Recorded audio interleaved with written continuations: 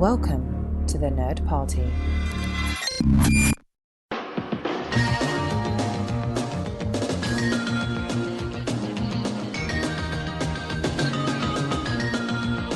Hello and welcome to Great Shot Kid, the Nerd Party Network's podcast that's all about the creators, almost creators, and inspirations for the Star Wars galaxy. I'm John. And I'm Mike. And this week we are going to be looking at the legendarily overlooked director for Return of the Jedi, the stuff of legend, David Lynch, and the film that he made instead as a space epic, Dune. So, Dune, everybody knows, is Frank Herbert's masterpiece novel that is a landmark of science fiction, used as a touchstone among many science fiction authors and creators and filmmakers over time. And Mr. Herbert, just as an historical side note, actually greatly disliked Star Wars because he felt that Lucas had liberally stolen from him. So maybe if Mr. Herbert had been a little more Harlan Ellison about it, he would have sued Lucas. Who knows? Yeah. It's just the whole desert planet Messiah coming from it thing was a little bit too familiar with him. He said, I'm trying to remember precisely the number, but he said something like he recognized 8 separate points of theft or something like that. So Herbert was a little bit salty about Star Wars. So Dune, people have been trying to adapt for a very long time. In the interim, David Lynch comes on the scene, and David Lynch had maybe it depends on what version of the story you hear, but people have been enamored for a very long time of what Return of the Jedi would have been like if David Lynch had been tapped as director instead of Richard Marquand. And so I think that Mike and I were both motivated by the fact that Dune is, I think, sort of a window into what Return of the Jedi could have been like had David Lynch directed it. And so I want to ask first, what was your first viewing of Dune? When did you first encounter David Lynch's Dune? All the way through? Oh, yeah. All the way through. Let's see, what time is it now? You had never finished it before? No. See, here's the Wow. thing. When I was in high school, I frequently was watching the Sci-Fi Channel, and the Sci-Fi Channel was pretty good at, showing like things which you couldn't really find elsewhere, or things which maybe were only available on like special edition laser discs or something like that.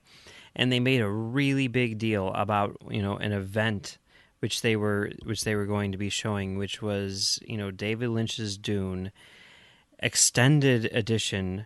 Yes. Letterboxed, right? Mm-hmm. And you tell me extended edition and letterboxed, and even though I've never seen the movie in any other form, that's sort of like an instant hook for me, okay? Yeah. And I'm like, this is something that I should be watching. You say it's like 3 hours long or something like that, and I'm like, that's a long movie. It must be great, even though I think Lynch is on record as saying that he does not like the extended cut and that the theatrical cut is the director's cut, but whatever, something along those lines. So, I didn't know any of that at the time, and I started watching. I'm like, hey, Captain Picard's in it. There's some pugs. I'm a big fan of pugs. So, this looks pretty cool. Let's do this. And, I got probably about 15, 20 minutes into it, and I'm like, yeah, I think I'm good. I don't think I need to watch any more of this. And, as the years have progressed, I'm not a big David Lynch fan. I've never seen a David Lynch movie, which I've actually liked. Not even Blue Velvet?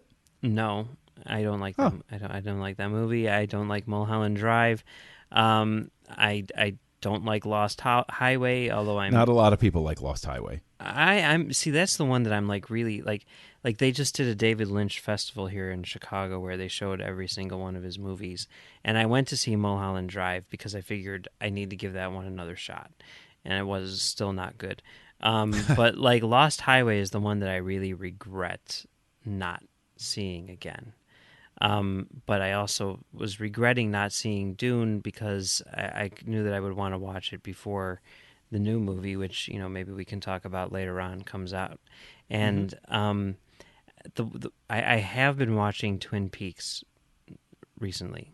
I've got one more episode left in season 1, and that's definitely the best Lynch thing I've seen, and I think it's probably good. Probably. It is in fact good. Twin Peaks is in fact good. The middle of season 2 is really rough. Yeah, but it is in fact good overall. Okay, well, mostly.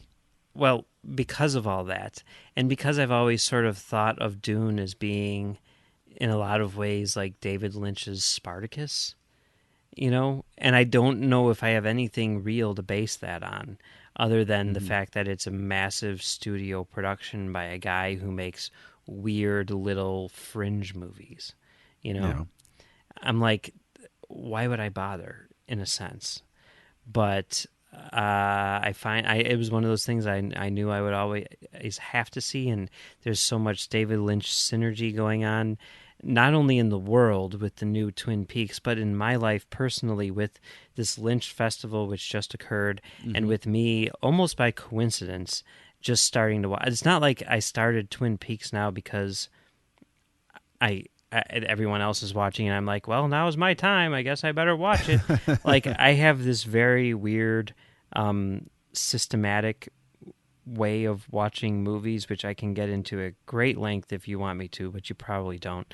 And Twin Peaks is what came up just now, coincidentally, So it's like all this stuff, and that movie Lucky, which we were talking about over on Trek FM, is Stage 9, which features David Lynch in his largest acting role ever. It's like I cannot get away from David Lynch no matter how hard I try at this particular moment in time, like this past month or two. It's like a David Lynch movie. It is actually, in a lot of ways. And so, when you said, well, how about we talk about Dune? I was like, it just makes sense. Interesting. See, I saw Dune, probably on VHS many moons ago, and it didn't create too much of an impression other than it was kind of weird, and I wasn't. I think it was one of those things where they rented it because my parents rented it because they were like, "Oh, space stuff, Star Warsy, okay." And as a kid, I watched it and went, "What? What's happening?" And I watched it a little bit later, and I had the reaction of, what's happening? And then I crossed paths around the time you're talking about on Sci-Fi Channel where they were showing the extended cut. I was working for a small local newspaper, and one of the guys who was working there, I think he was the city editor, really good guy, he talked about how he went to the press screening for it. And we were talking about it, and I was like, yeah, I liked the extended cut more because there was more in it. And I thought it made a little bit more sense. It didn't feel like a story on fast forward the way that the theatrical cut does. And he said that the press screening, they got, whenever you go to a press screening, you get, background information on stuff, you get additional stuff so you can write about it. And he said it was the biggest booklet he'd ever seen for a press screening in his life, because always he was like, a good sign. Always they had a good like sign. Full histories of the characters. They had like in this attempt to explain everything. And he said, and at the end of the movie, everybody was still like, what is going on right now? Coming back. And the thing is, I like over time, my esteem for it sort of rose because I we all fall into this trap sometimes, I think, and I definitely do, of giving a break to a movie because you saw what the person was attempting. And so you're like, oh, I'll give it a break because I see what he's doing. So I come to it this time with slightly more open eyes, and it had in watching it specifically with this time of how does this translate to the type of Return of the Jedi I would have gotten. And I think that the biggest lesson with David Lynch's Dune is that Marquand took a little bit of a beating, reputation wise for, sort of just being Lucas's vassal on set sort of thing. But at the same time, I think Dune shows that it's really, really hard to make something as magically delicious as the Star Wars movies. This was obviously their push to go into that realm. They were like, this is it. This is our Star Wars. This is what Star Wars is in a way based on. This is source material sci-fi fans love. This is our big hit. This is our big epic. And I can only imagine what it felt like for, the De Laurentiis group and, the other producers to be sitting in there and seeing, a work print or the final cut and just thinking, ooh, okay, how are we going to sell this? Mm-hmm. It's one of those things where I gave it a break for so many years, and just watching it this time, it's a hot mess. It really is. It's interesting. I'm going to read this because, I know there's a lot of history and a lot of, baggage and everything which comes with this movie. And, watching it just now, and not having that much time to process, I wanted to make sure that I wasn't crazy. I wanted to make sure that I wasn't going to be going into this podcast sounding like, a total, jackass. So I quickly texted my friend and co-host Max, and I said, I'm right in thinking that Dune, the movie, is hot garbage, right? And he said, speaking to your point, I have very mixed feelings on Dune. I think that ultimately the result is a failure, but a noble effort. And then he went on, later to say, the novel is honestly just too complicated for a movie. It's actually almost too complicated for a novel. Yes. And, I think that really kind of speaks to your point and shows that you're not alone in that. I'm glad. Everyone sort of gives it a little bit of a pass for what it's trying to do. And I can certainly see that in some cases. I see there being a good, maybe not a good movie, but a good story in there, right? Mm-hmm. But I feel like every choice which is made in the movie makes no sense, Well, the fact that I had, seeing it now after having seen Zardoz also is a very weird experience, because that intro with Virginia Madsen as Princess Urulin, giving the narration, she fades out, then she comes back in, then she fades out, then she comes back in. I'm like, make up your mind. Just either talk or don't, okay? And, serving as this very clumsy, ornate prologue, again, which I think speaks to, Lucas at the very least knew, I'm going to give you 3 paragraphs and that's all you're going to need. Boom, you're in. Go. Whereas this is her talking for 2 minutes. It's like, oh, by the way, that guy over there. To tell you. Yeah. Oh, hey, those people, that weird looking creature, that's important. You got to follow that. Don't worry. Trust me on that. See you later. Oh, wait. And have you seen Zardoz? No. Zardoz starts with a character you meet later in the movie as a floating head on a black background, and he's very slow. It's very slow motion Pong, where he's bouncing up and down on the screen. You got to see this, and he's basically explaining what you're going to go see, and which is okay. I'd say between Zardoz and Dune, I'll watch Dune 100 times before I watch Zardoz again. Is that the one where Sean Connery was wearing the thong looking thing? That is, yes. Okay. He was wearing a red diaper. Don't call it a thong. It's a diaper. Okay. And he basically the opening reminds me of that now, where it's this head in space that's telling me, and it's just the whole point of making a movie is just telling me the story. Don't have somebody tell me the story before you tell me the story. It goes beyond that, because that's the start of it. But then the thing that they do in this movie, where every time it happened, which is all the time, I was like, how could you think that this is a good idea? And that's the, inner monologue of all the characters. Yeah, that's a problem, isn't it? That's a problem. Look, David Lynch, 2 things about David Lynch. 2 things that I'll say about David Lynch. 1, really, really good with visuals. 2, not at all concerned with people being confused about his movies. That is true.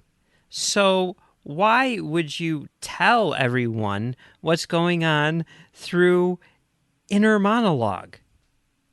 Well, if I recall correctly, it's because when they did see it, they the Virginia Madsen thing was filmed later. It was they decided it was too confusing, and so they added a lot of stuff to, get the point across to the audience.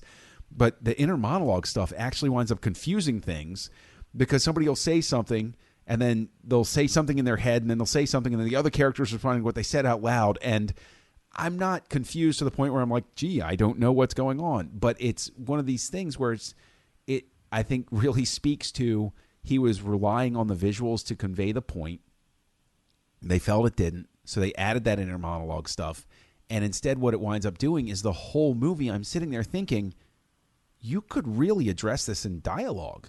You could have people actually say these things to each other, or say them out loud while they're riding a sandworm or standing on the Rocky Mesa or something like that, and it would make more sense, because we're used to that in movies.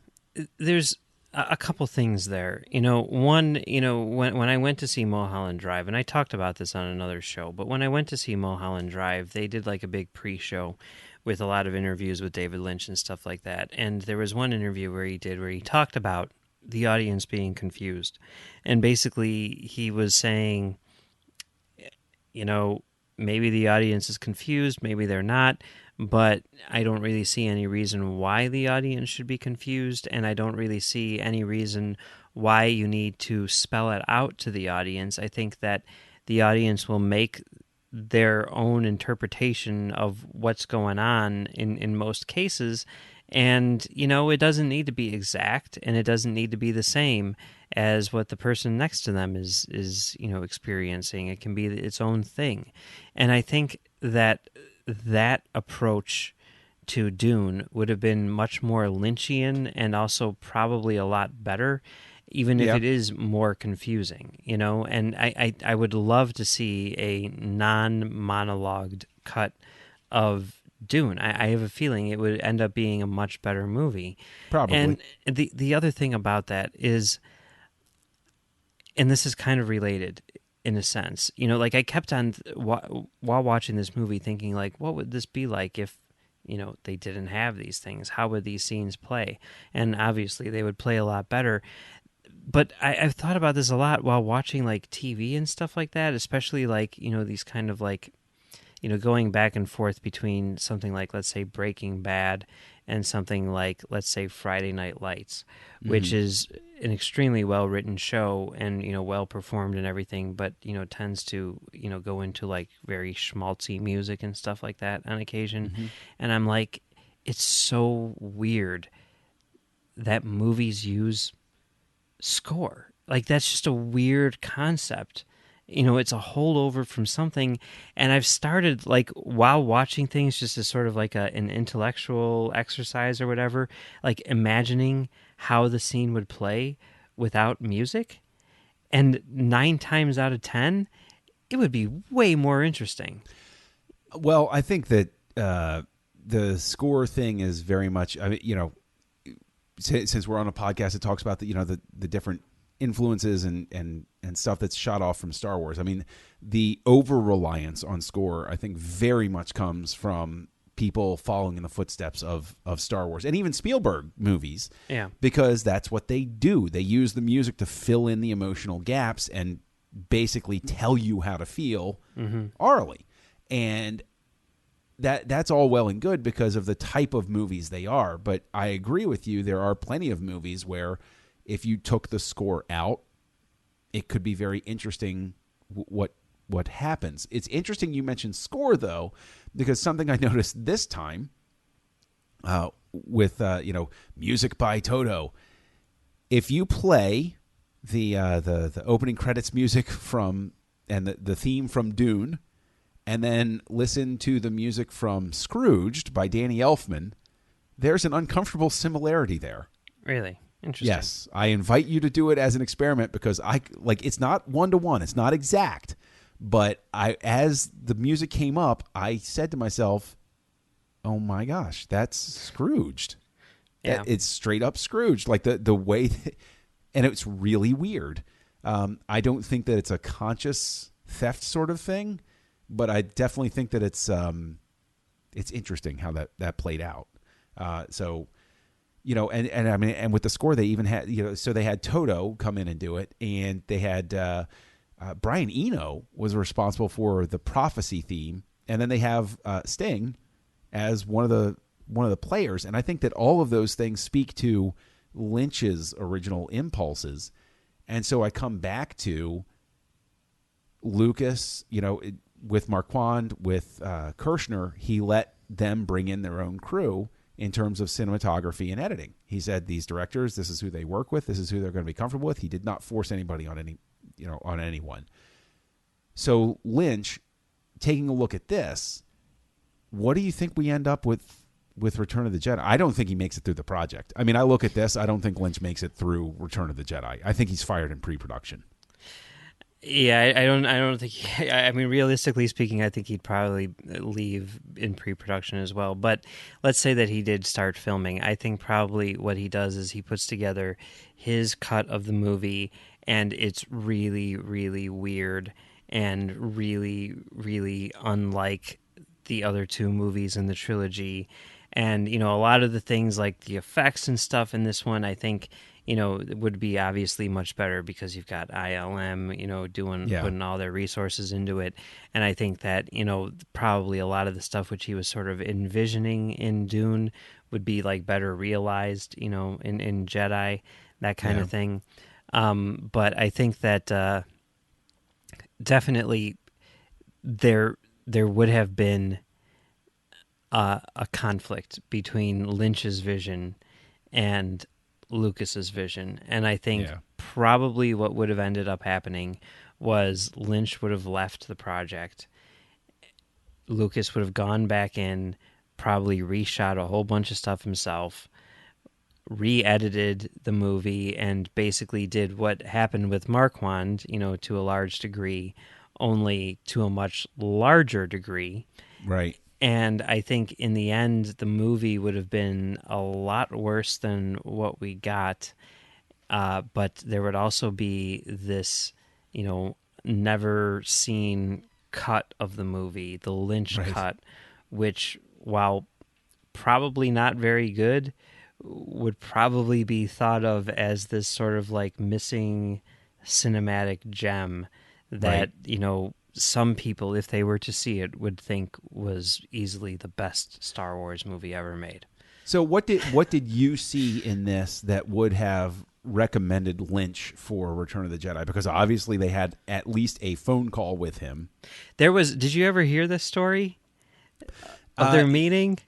See, it's recounted in The Making of Return of the Jedi. And, is it? Okay. Yeah, and Lynch's telling of it, and I'm paraphrasing here, is basically they sat down and they talked, and at the end they were both like, no, this isn't really good. Yeah, I've heard like I guess a bit more of a, I don't know, maybe slightly less refined version from Lynch. Okay. Where he talks about how he went and he's like, he had to go all the way, and they met for lunch, and he sits down with George Lucas, and Lucas orders a salad, and he's like, who eats salad for lunch? What's with these people? What's with these Hollywood people? I do not understand this culture at all. I cannot make a movie with them. And then that's why it ended up not happening. Who knows how much of that is true, and everything like that. But I could see it. I could see that. Well, I think that there's a little bit of a there's like a Kaiser Soze thing in there. There's a grain of truth in there. Yeah. I don't think that was the only thing. I think that they had a pleasant conversation, and probably in the back of Lynch's mind the whole time of, I'm not surprised it's going this way. He eats a salad. Something like that. So I mean, like, because he had just made Elephant Man, right? Yes. Which, that won Best Picture, right? And I don't recall if it did. And that was the year that Empire came out. I mean, obviously, it was a success. And you look at like the choice with Marquand and Kirshner. It's like Lucas wasn't going after the big blockbuster directors at the time. He was going after sort of like the lower budgeted filmmakers who made like really strong character pieces and not necessarily bombastic, action movies. Although the legacy, I don't know. I said we covered that. If anybody wants to go back to our back catalog, we did cover the legacy by Richard Marquand, and I don't know. It's still puzzling to me. I like that movie, but he also did like Eye of the Needle, right, and stuff like that. Yeah. I mean, he had done some other stuff which was pretty acclaimed, I think. And I think he came from television too, if I'm not mistaken. So there was all that stuff as well. Well, I mean, and Lucas's very obvious and plainly stated desire was he wanted somebody that would go out and collect the stuff and, bring it back to him. Mm-hmm. And then he knew that a lot of it was going to be done in editing. And he had a, not great experience on Empire because it didn't go the way he wanted it to. And so he wanted to get somebody in who would be able to, do the work that he wanted done, that sort of thing. Now, before anybody takes that as a negative, Return of the Jedi is actually my favorite of the original trilogy. I know that, there are those who agree and those who disagree with me, but, just remember any criticism that I offer about the process with Jedi, I think that the end result wound up very good. So I don't think it would have wound up very good with Lynch, but I did note, like looking at it, that a lot of his approaches to shooting, the types of shots that he used, would have worked pretty well in the Star Wars, visual oeuvre, as it were. There were times where I was like, oh, that looks like something straight out of Jedi, Yeah. But there were also things where I was like, yeesh, like a lot of the character design, a lot of the costume design I thought was, really ridiculous. And the everything. still suits were cool. The still suits, the suits that the Fremen wear that collect the body water. Conceptually, they were cool, but they looked kind of ridiculous. I mean, and part of it, I don't know, maybe part of this is just the idea of like seeing, kind of like a Last Temptation of Christ thing, where it's like, why is Harvey Keitel, hanging out with Jesus, that sort of thing. Yeah. But like when you see like Dean Stockwell with like a crazy triangle on his head and everything Diamond. like that. It's just Diamond, like, the sign of imperial conditioning.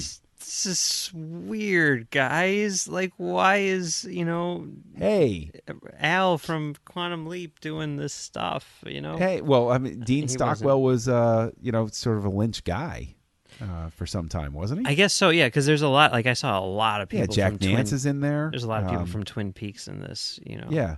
Well, but I mean, Lynch used a lot of the same people over time, that were in Blue Velvet as well, and Jack Nance was in Eraserhead and stuff like that.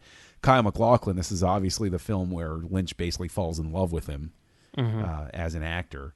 And but of course, we'd be you have to mention that Captain Picard's in there. Yeah, as he Gurney is. Halleck. And what's so interesting is the only thing I can think of is, have you read Dune? No, I haven't. Okay, Dune is a magnificent book. And to speak to a point you made previously, Dune, I think, is a lot like Watchmen. Every attempt to adapt it onto the screen is going to be a failure, specifically because it's perfect for its medium. Yeah. It is not meant to exist. It was written to its medium. It was not meant to exist as another thing. Yeah, I can see that. Yeah. But there's Gurney Halleck, the character that Stewart plays. He plays him well. He does. He gets the essence of the character in there. But like, it must have been tough for Stewart to be cast as Gurney Halleck, because in the book he's basically described as like a walking scar. Like he is.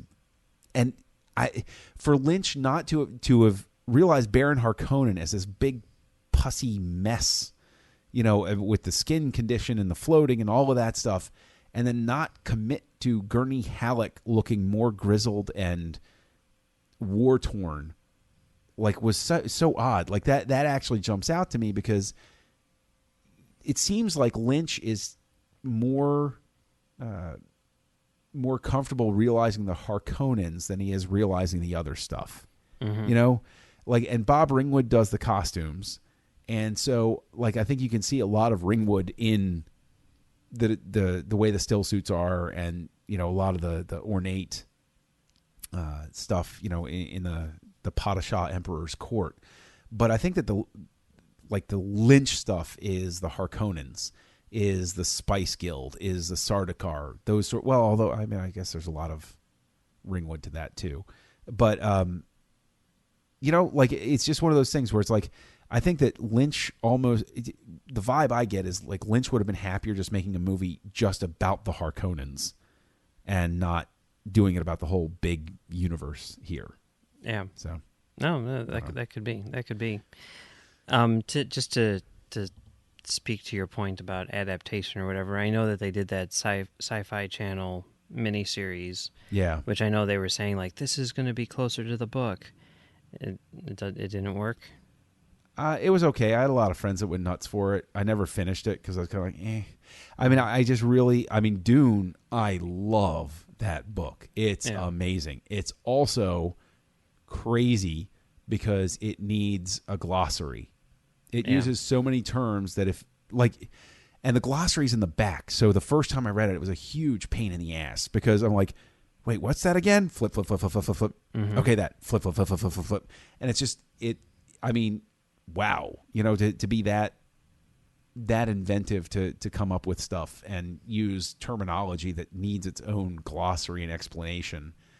I mean, he really was sort of the Tolkien school where everything was so imagined and realized. And it's, so basically to that point, well, why could you make the Lord of the Rings movies? And that's because that book, because it was written as one book, was split up into 3 books. And so you can sort of mentally break it down into what story beat belongs where. Whereas Dune, the first book itself could be 3 movies. Mm-hmm. And there's no good ending point. Like with Fellowship of the Ring, The Two Towers, and Return of the King, those all have good ending points to them. Whereas Dune itself, you have the ending and Lynch borrows liberally. But, okay, to wrap it all up, you would not recommend people see this, or would you recommend people to see this strictly out of, like, historical curiosity? No, I don't think it's that interesting. You don't think it's worth recommend watching? People to see this. What? Okay. No, I don't think it's worth watching either, but what I struggle with is, like, the whole story of David Lynch directing Return of the Jedi is so legendary and people have been obsessed about it for decades that it's almost one of those things where if somebody were to come to me and they hadn't seen Dune and they said, well, yeah, did you hear about David Lynch? I'd be like, go watch Dune. Yeah. Okay. Get it over with and understand he wouldn't have been a good fit. Yeah. But I think you could pick that up like watching the first 15 minutes like I did, when I was in high school or whatever. I will say that I am looking forward to the new one, even though it sounds like adapting it would be a task. But, the team that they've got in place is pretty solid. It's Denis Villeneuve directing. He did Arrival and Sicario. Denis. I found out how his first name is pronounced. It's Denis. Denis? Okay. Denis Villeneuve. And it's being written by Eric Roth, who he wrote Forrest Gump and The Curious Case of Benjamin Button, but he also wrote a number of good movies too, like The Insider. Hey, Benjamin Button was a good movie, and so was Forrest Gump. That's not an accurate statement at all. Why are you going to start this argument? I didn't start the argument. I was just stating facts. You're the one who disagreed with them. You're not stating any facts whatsoever. Okay. You're stating crazy conspiracy theories. I think that we could probably prove that both Forrest Gump and Curious Case of Benjamin Button are not good. I think if we were to put that, under like some sort of scientific test, we could prove it. Put it on trial? You want to put it on trial? Fine. Okay. We'll put it on trial. You can reach out to us at thenerdparty.com/contact, and you can drop a line to Great Shot Kid, and you can let us know how wrong Mike is about Forrest Gump and The Curious Case of Benjamin Button. Maybe it'd be good for Filibuster to do that on. Ooh, I think that's a good plan. Yeah. Yes, the one of our sister shows here on the network, The Filibuster. We could. No, it's just Filibuster. Oh, that's right, Filibuster. It's like I always get confused. Is it Rolling Stones or The Rolling Stones? I can't remember, and I'm a fan, so whatever. Yeah. But you can also reach out to us on Twitter at Join Nerd Party, and you can reach out to us on Facebook at facebook.com/thenerdparty. And we post all of our shows there, and you can comment on the shows and also tell Mike he's nuts there. But those are the places they can reach us officially. Mike, where can they reach you online? You can find me on Twitter at Mumbles3K, and you can also find me on TalkFilmSociety.com doing a show called Soderbergh 2828, where we look at all of Steven Soderbergh's movies. Talk Film Society, they have been doing tons of Lynch stuff over the past couple weeks, so head on over there if you're a Lynch fan. And you can also find me on CommentaryTrackstars.com doing a show called Commentary Trackstars, where recently we discussed the Lynch festival that I attended. If you find an episode on there called Lamp Building, which is a David Lynch reference, you can hear me discuss my thoughts on Lynch in greater detail. And you can also find me on Trek.fm doing a show called Stage 9 with you. Yes, with me. We're over on Trek.fm doing Stage 9, which is exploring the work and influences of Star Trek creators. You can find me co-hosting back here on the Nerd Party Network, Aggressive Negotiations with Matthew Rushing, which is a Star Wars podcast of a slightly different vein. And you can find me co-hosting Words with Nerds with my pal Craig. And when I'm not doing those things, you can find me online as Kessel Junkie. Now, we have gone through David Lynch's Dune and come out the other side. And what we promise you on the horizon is next week, we will be taking a look at the 8-issue comic book series from Dark Horse Comics, The Star Wars, based on an early draft of George Lucas's 1977 classic film written by J.W. Rinsler.